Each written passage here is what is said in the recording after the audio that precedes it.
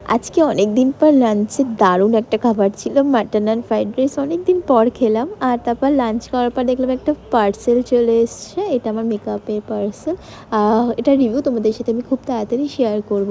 তারপর আমি আর মা একটু বিকেল হতে, আর বোনও ছিল, চলে এসেছিলাম একটু ডায়মন্ড প্লাজা, কারণ কিছু শপিংও করার ছিল। আর লাঞ্চটা যেহেতু ভারী ছিল তাই আমরা স্ন্যাক্সটা একটু হালকাই করেছিলাম, ভেজ প্যাটিস খেয়ে নিয়েছিলাম।